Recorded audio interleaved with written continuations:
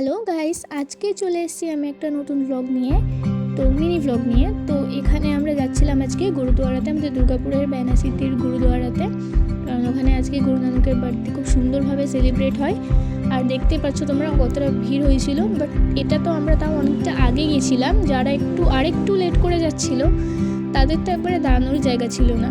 যাই হোক, অনেকক্ষণ দাঁড়িয়ে কিছু ফটো ক্লিক করে যতক্ষণ আমরা লাইনে পেলাম, তারপর আমরা ভাইগুরুর দর্শন করে নিলাম। দর্শনটা তোমাদেরকে আমি দেখিয়ে দিচ্ছি। ভেতরটা খুব সুন্দর করে সাজিয়েছিল, রাতেরবেলা দেখতে আরও সুন্দর লাগে, কিন্তু রাতেরবেলা যেহেতু আমি যাইনি, সকালে গেছিলাম। তো দেখো খুব সুন্দর করে সাজিয়েছিল, সবাই বসেছিল। তারপর আমরা কিছুক্ষণ লাইন দিয়ে খেতে চলে গেলাম প্রসাদ। ওখানে এতটা ভিড় ছিল, তাই জন্য আমরা লাইনে দাঁড়িয়ে স্টোন পেপার সিজার খেলছিলাম। মানে কি করবো, ততক্ষণ দাঁড়িয়ে কিছু করার ছিল না, তাই এইসব করছিলাম। তারপর যখন লাইন পেয়ে গেলাম যখন জায়গা, তখন খাবার দাবার খেয়ে নিলাম।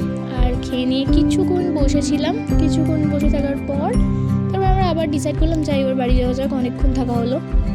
তারপর বাড়ি যেতে যেতে তোমরা দেখতে পাবে আমরা অনেক কিছু ফানি রিহার্স দিচ্ছিলাম একে অপরকে, অনেকজনই গেছিলাম আমরা একসাথে। তো এবার ফানি রিহার্সের মধ্যে কেউ কারোর গেট ঠুকে পালাচ্ছিল। আর এখানে আমাদের একটা ফ্রেন্ড আছে সুইটি বলে, ওর একটা ফলস হেয়ার লাগিয়ে গেছিলো, ওটা খুলে গেছিলো। তো আমরা স্ত্রীকা চটি বলছিলাম ওকে, মানে স্ট্রিট ওয়ের যে চটিটা আছে ওইটা বলছিলাম ওকে। এখানে খুব মজা হচ্ছিল। যাই হোক, এসব করতে করতে আমি বাড়ি চলে গেলাম। ফর ওয়াচিং, দেখা হচ্ছে নেক্সট মিনি ব্লগে। টাটা।